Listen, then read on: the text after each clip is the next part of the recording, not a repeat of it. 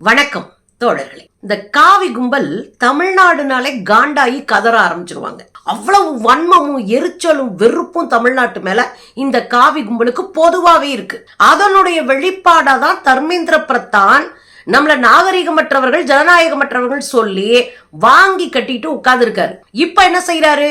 100 முறை மன்னிப்பு கேட்கிறேன். இதெல்லாம் அவங்களுக்கு சாதாரணமாப்பா.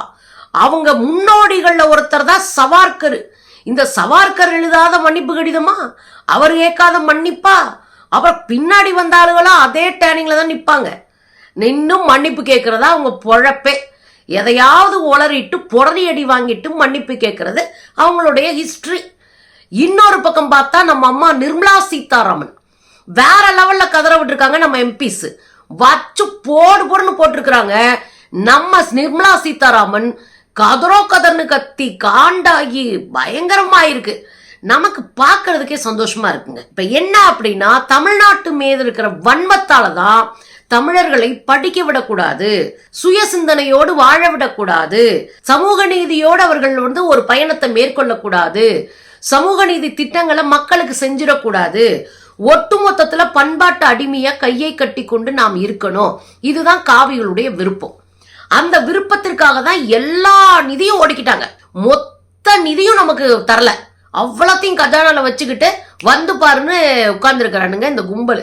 நம்மளும் உட்கார்ந்துருக்கான். நீ வாடி, தமிழ்நாட்டுக்குள்ள நீயும் வந்து பாரு, அடுத்த எலெக்ஷன்ல உன்னை அடையாளம் தெரியாமாக்குறோம், வாங்கின 15 ஓட்டையும் ஒண்ணுமில்லாமாக்குறோம் அப்படின்னு நம்மளும் வெயிட்டிங்ல தான் இருக்கோம்.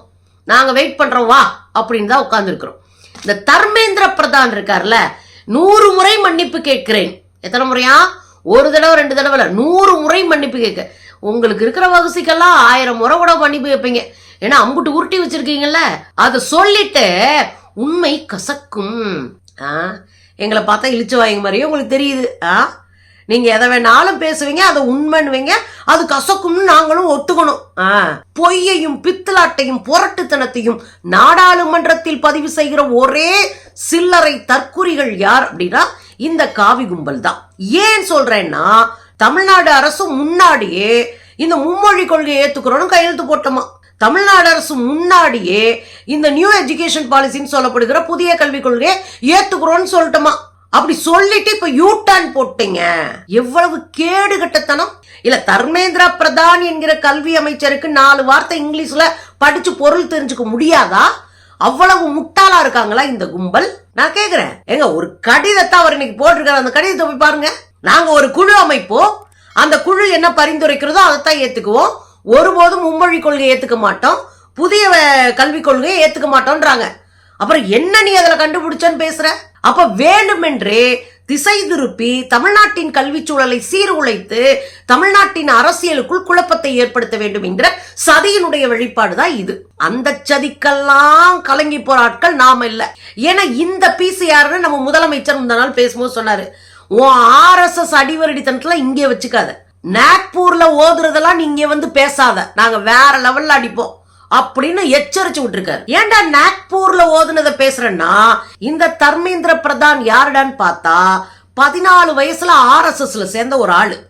இவங்க அப்பா ஏற்கனவே அமைச்சரா இருந்த ஒருத்தர். ஒடிசா மாநிலத்தை சேர்ந்த இந்த கும்பலு இவரு போன 2024 எலெக்ஷன்ல தேர்தலுக்கு கொடுக்கிற டாக்குமெண்ட் இருக்கு இல்லையா, அதுல 5 வழக்கு நிலுவையில இருக்குன்னு கொடுத்திருக்காரு. இந்த 5 வழக்கு என்னடான்னு பார்த்தா, 1 பூரா கலவரத்தை தூண்டி விட்டது, 2வது சாதி பிரச்சனையை தூண்டி விட்டது, மத பிரச்சனையை தூண்டி விடுறது, அசாதாரண சூழ்நிலையை உருவாக்குவது. அப்ப இதே பொழப்பா இந்த பீஸ் அலைஞ்சிருக்கு, தெரியுதுங்களா? அடுத்து என்னடான்னா, இவர் தான் ஒரிசா மாநிலத்தினுடைய தேர்தல் அறிக்கை குழுவினுடைய தலைவராக இருந்தவர். அது மட்டும் இல்ல, தமிழ்நாட்டு மக்களை அந்த ஒரிசா தேர்தல்ல இவர் தான் கேவலப்படுத்தினவர். பாண்டியன் தெரியுமா?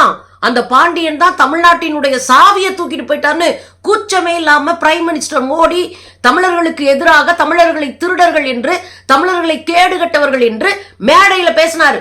நம்ம வேடிக்கை பார்த்துட்டு இருக்கோம்.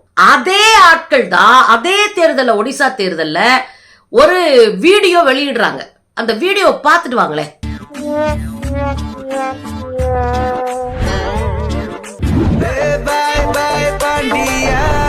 பாத்தீங்கல்ல என்ன அர்த்தமா? இவன் பெரிய கல்ச்சர்ல இருக்கிற மாதிரியும் தமிழ்நாட்டுல இருக்கிற அங்க பாண்டியன்ற IAS இந்த மோர் சோறு, தண்ணிஞ்சோறு, மோர் சோறு, அதை எடுத்து இலையில ஊத்தி சொல்லுன்னு வளைஞ்சு போறது. அப்படித்தான் அறிவா தமிழனுக்கு. இது யார் சொல்றா? சட்டமன்றத்துல உட்கார்ந்து ஆபாசம் படம் பாக்குறதவே கல்ச்சரா வச்சிருக்கிற இந்த காவி கும்பல் நமக்கு டீச் பண்ணுது. முதலமைச்சரா இருந்துகிட்டு 16 வயசு குழந்தைய பாலியல் அத்துமீறல் பண்ணி இன்னைக்கு போலீஸ் கிட்ட சிக்கி சீரழிஞ்சிட்டு இருக்கிற எடியூரப்பா போன்றவர்களும் தலைவரா வச்சிட்டு இருக்கிற ஒரு குரூப் நமக்கு டீச் பண்ணுது. இன்னும் சொல்ல போனா சொராபுதீன் கேஸ்ல போலி என்கவுண்டர் நடத்தி குற்றவாளியா நிறுத்தப்பட்டு அந்த குஜராத்துக்குள்ளேயே நுழையக்கூடாது நீதிமன்றம் சொல்லிருந்துச்சு. அந்த அமித்ஷா யோகியமானவர், அவங்க நமக்கு டீச் பண்றாங்க. தெருவெல்லாம் மக்களை இழிவுபடுத்தி, அவமானப்படுத்தி, அசிங்கப்படுத்தி, வாழ்வாதாரமற்றவர்களாக, கல்வியற்றவர்களாக, பொருளாதார தன்னிறைவற்றவர்களாக ஒரு பெரும் கூட்டத்தை, இந்து சமூகத்தை மாற்றி அவர்களை வெறும் ஓட்டு வங்கியா மட்டும் வச்சுட்டு உட்கார்ந்து கார்பரேட் முதலாளிகளுக்கு கால் கழுவிக்கிட்டு இருக்க இந்த கும்பல் நாகரிகத்தை பத்தியும் ஜனநாயகத்தை பற்றியும் நமக்கு டீச் பண்ணுது. அந்த டீச்சர் இந்த RSS பீஸ் பண்ணுது. எப்படி இலையில நம்ம ஊத்தி ஓடிக்கிட்டு இருக்கா, நம்ம உட்கார்ந்து வேடிக்கை வைக்கணுமா? அவ்வளவு முட்டா போயலாம். ஆஹா, பாஜக தமிழ்நாட்டுக்குள்ள வாங்க, உங்களுக்கு நாங்க எவ்வளவு அறிவாளின்னு காட்டுறோம். ஏற்கனவே மோடி கிட்ட கேளுங்க, தெரிச்சு ஓடினவர் அவர் தானே. இந்த பீஸ் நெஞ்ச நிமித்திக்கிட்டு பேசிட்டு ஏரியாக்குள்ளே வர பயந்துகிட்டு ஓடிச்சு பாருங்க, ஓடி ஒளிஞ்சு பாருங்க.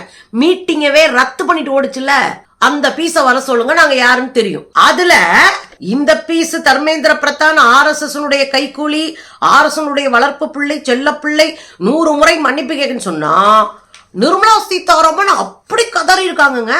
பார்லிமெண்ட்ல வேற லெவல் கதறி. வழக்கம் போல அந்த மூஞ்சியை தூக்கி வச்சுக்கிட்டு, முகத்தை சுரிச்சு வச்சுக்கிட்டு, அப்படியே கெத்தா நின்னுகிட்டு, இந்த ஆரிய பார்ப்பன கொழுப்பும் திமிரும் வடிய வடிய பேசுவாங்கல்ல, அந்த பேச்சு பேசுறாங்க. இதெல்லாம் எங்க கிட்ட பேசாதீங்க, நம்ம பல முறை எச்சரிச்சிட்டோம். இந்த இப்படி நெஞ்ச தூக்குறது, அப்படி மூஞ்சியை தூக்குறது, அப்புறம் இந்த வார்த்தைகள் அப்படின்றது, இதெல்லாம் எங்கிட்ட வச்சுக்காதீங்க. ஏன்னா உங்களுக்கு அப்பங்காலத்துல எங்க ஆளுங்க அப்புறம் அரசியல நின்ன ஆளுங்க. தமிழ்நாட்டுல பரகலன்னா இன்னைக்கு நிதியமைச்சரா இந்த அம்மா இருந்திருக்க மாட்டாங்க. ஏதோ உத்தரப்பிரதேசல, பீகார்லயோ, அங்க இருக்கிற மகாராஷ்டிரல பிறந்திருந்தாங்கன்னா 4 பிள்ளைய பத்தி போட்டு சட்டியை சுரண்டிட்டு இருப்பாங்க இந்த அம்மா. எனக்கு ஊர்காமா மீன் கேலி பண்றதுல கூட எனக்கு சிக்கல் இருக்குங்க. அதுக்கு கூட அறிவு தேவைப்படும். ஆனா பட்ஜெட்னு ஒரு பாடாவதியை போட்டுட்டு எங்களை பார்த்து கேலி பண்றாங்க இந்த அம்மா. இந்த அம்மா சொல்றாங்க 4000 வருடம் பண்பாடும் கலாச்சாரம் அந்த அம்மா மொழியில கொண்டவர்களாக இருக்கிறோம். நீங்க 4000 வருஷமா கலாச்சாரம் வச்சிருக்கீங்க, பண்பாடு வச்சிருக்கீங்க. உங்க பண்பாடு என்ன? 1989 ஜெயலலிதாவை சேலையை பிடிச்சு உருவீங்க. இதுக்கு பல முறை நம்ம ஆட்கள் பதில் சொல்லிட்டாங்க. இன்னும் சொல்ல போனா இதே சட்டமன்றத்துல, தமிழ்நாட்டு சட்டமன்றத்துல 1989 ஜெயலலிதா அவர்களை பாதுகாத்த திருநாவுக்கரசு ஒரு முழு காணொலியை போட்டிருக்காரு. பல மேடைகள்ல பேசிட்டாரு. இன்னும் ஒன்னு சொல்லவா, தமிழ்நாடு சட்டமன்றத்துல அவர் பேசினதற்கான உரை இருக்கு, பதிவு செய்யப்பட்டிருக்கு. தமிழ்நாடு சட்டமன்ற ஏட்டுல இருக்கு. அதை எடுத்து இந்த அம்மா நிதியமைச்சர் தானே, இங்கெல்லாம் பதிவு செஞ்சிருப்போம் தெரியும்ல, வாங்கி படி. திரும்ப திரும்ப ஒரு பொய்ய சொல்லிட்டே இருப்பீங்களா? அதுல இவர் என்ன சொல்றாரு? நாங்க ஏற்கனவே முடிவு பண்ணிட்டு போனோம், தமிழ்நாடு சட்டப்பேரவையில கலைஞரை பட்ஜெட்டை வாசிக்க விடக்கூடாது, ஒரு ஆளு பிடிச்ச பட்ஜெட்டை இழு, மிச்சத்தை பாத்துக்கிடுவோம், சட்ட ஒழுங்கு கெட்டு போச்சுன்னு நம்ம ஒரு பிரச்சனையை உண்டு பண்ணுவோம் பேசி வச்சுட்டு ஜெயலலிதா அவர்களுடைய வழிகாட்டுதல் பேர்ல உள்ள போயிருக்காங்க. இதை நான் சொல்லல, திருநாவுக்கரசரே சொல்றாரு. அந்த அம்மா சொல்லிதான் நாங்க செஞ்சோன்றாங்க. இது எப்படி நடந்திருக்குன்னா, கலைஞர் ஒரு சின்ன ஸ்டூல்ல ஏறி நின்று அந்த போடியத்துக்கிட்ட அந்த பட்ஜெட் உரையை வைத்து அவர் வாசிச்சுக்கிட்டு இருக்காரு. வாசிக்கும் போது ஒரு அதிமுகக்காரரு டக்குன்னு இழுக்கவும் தடுமாறிறாரு. ஏன்னா ஒரு சின்ன ஸ்டூல்ல நின்று அவர் வாசிக்கிறாருல, தடுமாறுறாரு, கண்ணாடி கீழே விழுந்துருது. தடுமாறி கண்ணாடி கீழே விழுந்தோடனே பின்னாடி இருந்த டிஎம்கே எம்எல்ஏக்களை அவர் அப்படியே அலாக்கா பிடிச்சு அவரை பத்திரமா அவருடைய ரூம்ல போய் உட்கார வச்சிடறாங்க. இதான் நடந்திருக்கு. இதுல என்ன நினைச்சுக்கிட்டாங்க திமுக காரங்கன்னா, தலைவரை அடிச்சிட்டாங்க, தலைவரை முகத்துல குத்திட்டாங்க அப்படின்னு புரிஞ்சுக்கிட்டு அங்க இருக்கிற பேப்பர்ஸ் எல்லாம் தூக்கி அடிக்க ஆரம்பிச்சிட்டாங்க, மைக்கெல்லாம் தூக்கி அடிக்க ஆரம்பிச்சிட்டாங்க, இந்த பட்ஜெட்டுக்கான புத்தகத்தெல்லாம் தூக்கி அடிக்க ஆரம்பிச்சிட்டாங்க. இங்க இருந்து தூக்கி அடிக்கிறாங்க.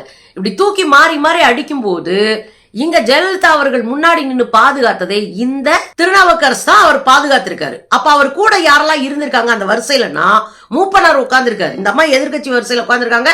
அருகில காங்கிரஸ் தலைவர் மூப்பனார் உட்கார்ந்துருக்காரு. தமிழிசை சவுந்தரராஜனுடைய அப்பா இருக்காருல்ல, குமரி ஆனந்தன், அவரும் உட்கார்ந்துருக்காரு. இவங்களோட சேர்ந்துதான் இவர் உட்கார்றாரு. எரிய ஆரம்பிச்ச உடனே முன்னாடி போய் நின்று அவங்க மேல படாம பாத்துக்கிறாரு. KKSSR இருக்காரு.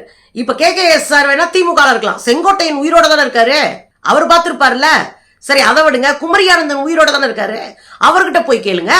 ஆக இவர் பல முறை சட்டமன்றத்துல பதிவு செஞ்ச விஷயத்த திரும்ப திரும்ப தமிழ்நாட்டினுடைய கல்ச்சரை பண்பாட்டை அவமானப்படுத்துற விஷயமா இந்த பார்ப்பன ஆரிய திமிர் பிடித்த கும்பல் பேசிக்கிட்டே இருக்கு. அதுல அந்த அம்மா சொல்றாங்க, தமிழை காட்டுமிராண்டி மொழி என்று சொன்னவர், பார்பரிக் லாங்குவேஜ் என்று சொன்னவர், அப்படி சொன்ன ஒரு ஆளுடைய போட்டோவை தெருவா வச்சுட்டு இருக்காங்கன்னு நம்மளை பார்த்து சிரிக்கிறாங்க. யார் சொன்னாரு? பெரியார் சொன்னாரு. ஆமா சொன்னாரு. இதை யாருமே மறுக்கலையே. பெரியார் சொன்னாரு. ஒரு அப்பா தன் குழந்தைகளோடு பேசுவதும் உரையாடுவதும் கோபப்படுவதும் திருத்த நினைப்பதற்கும் எதிரி நம்மோடு பேசுவதற்கும் நம்மை கேலி செய்வதற்கும் நம்மளை அசிங்கப்படுத்துறதுக்கும் வித்தியாசம் இருக்கு. நிம்மி குரூப் பேசுறது அவமானப்படுத்துற வேலை, பெரியார் பேசியது நம்மை திருத்திக் கொள்வதற்கான வேலை. பெரியார் ஏன் பேசுறாரு? ஏன் காட்டுமிராண்டி மொழின்னு சொன்னாரு? தமிழை தூக்கி பார்த்தா உள்ள என்ன இருக்கு? அவரே ஒரு இடத்துல பதிவு பண்றாரு, தமிழறிஞர்கள் என்ன செய்கிறார்கள், தமிழறிஞர்கள் என்ன பேசுறாங்க, புராண இதிகாச கட்டுக்கதைகளை கற்பனை கதைகளை பேசிட்டு இருக்கிறாங்க. உண்மைதானே? பக்தி இலக்கியம்னு பேசிட்டு இருக்காங்க. இதுதான் தமிழா? அப்ப அவருடைய வேலை என்ன? தமிழை தூக்கும் போது அப்படியே சேர்ந்து பக்தி இலக்கியம் வருது. அது தேவாரம், திருவாசகம், 4000 திவ்ய பிரபந்தம், அந்த கதை இந்த கதைன்னு அம்புட்டு பொய்யும் புரட்டும் வருது. அதுல புராண இதிகாச புரட்டுகள் வேற. அவனை இவன் வச்சுக்கிட்டான், இவனை அவன் வச்சுக்கிட்டான், அவனை இவன் ரேப் பண்ணிட்டான், மகளை ரேப் பண்ணிட்டான், இப்படி ஒரு கதைகள் வேற. இதெல்லாம் பாக்குற சுயமரியாதை இருக்கிற ஒரு மனுஷனுக்கு கோவம் வந்தாதான் மனுஷன். அதனால கேட்டாரு, என்னையா மொழிக்குள்ள இவ்வளவு கேடு கெடுத்தனத்தை பண்ணி வச்சிருக்க ஆரிய பார்ப்பன கும்பல், வேடிக்கை பார்ப்போம் நம்ம என்று கேட்டார். அதுக்கு ரொம்ப அழகா ஒரு விளக்கம் சொன்னாரு. மொழி என்பது ஒரு போர்க்கருவி. இது பெரியார் எழுதுனது. மொழி என்பது ஒரு போர்க்கருவி. இந்த போர்க்கருவி என்ன பண்ணும்? காலம் தோறும் அது புதுசா நம்ம கண்டுபிடிச்சு கையாளணும். அந்த காலத்துல வெற்றிவேல் வீரவேல்னு வாழை உருவிட்டு போனோம்னா வெள்ளக்காரன் பீரங்கி வச்சு டுப்புன்னு சுட்டு போனான்ல, அது காரணம் என்ன? நம்ம கிட்ட புது போர்க்கருவிகள் இல்லை. அப்ப காலம் தோறும் போர்க்கருவிகள் எப்படி கையாளப்படுகிறதோ அதை போல மொழியை புதுமையாக அறிவியல் முறையில் கையாள வேண்டும். மொழி ஒரு போர்க்கருவி. போட்டி பொறாம நிறைஞ்சிருக்கிற இந்த உலகத்துக்குள்ள நம்ம நின்னு ஜெயிக்கணும்னா நம்ம மொழியை தெளிவுபடுத்தி அறிவியல் மொழியா வச்சுக்கணும்னு சொல்ற. இதுல என்ன தப்பு இருக்கு? என்ன தப்பு இருக்கு? நீ புராண இதிகாச கட்டுக்கதைகளை சொல்லிட்டு அதுதான் மொழின்னு எங்கிட்ட அடிச்சு விடுவ. அதை அடிச்சு நொறுக்கி இல்லை அறிவியல் தான் தமிழாக இருக்க வேண்டும் அப்படின்னு எங்களுடைய வேலையை வச்சு நாங்க அதை சரி பண்ணி எழுத்த சீர்திருத்தம் பண்ணா பெரியார் போட்டாவை வச்சிட்டு இருக்காங்களா? அவர் போட்டா வைக்காம என்ன பண்றது? ஆரிய பார்ப்பன கும்பலினுடைய திணிப்பா இருக்கிற இந்த சமஸ்கிருதம் சொல்றத பச்சை கும்பிட்டு உட்காந்துருப்போமா? ஐயா கியாப்பே விஸ்வநாதன் போல சமஸ்கிருதத்தை கும்பிடு போட்டு உட்காந்துருப்போமா? தொலைச்சு கட்டிடுவோம். தமிழ்நாட்டினுடைய மொழி அறிவை குறித்து, தலைவர்களை குறித்து நீ யாரும் ஒரு வார்த்தை பேசக்கூடாது. வாங்க விவாதிப்போம். விவாதிச்ச பிறகு உனக்கு தேவையான இடத்துல தூக்குறனா நீங்கள் கேடுகட்டவர்கள். தமிழர்கள் இழிவுபடுத்தும் நோக்கத்தோடு தான் 4000 வருஷம் பழமையான மொழி பண்பாடு. ஆனா பொம்பளைய சேலை பிடிச்சி இழுத்துட்டானா நீ உருவாக்கி வச்சிருக்கிற கிருஷ்ணங்கதையை விட இங்க எந்த அரசியல்லையும் பித்தலாட்டம் நடக்கல, பிரச்சனை நடக்கல. இது பொய்ன்னு கூட இருந்தவங்களே சொல்லியாச்சு. பேச்ச குறைங்க.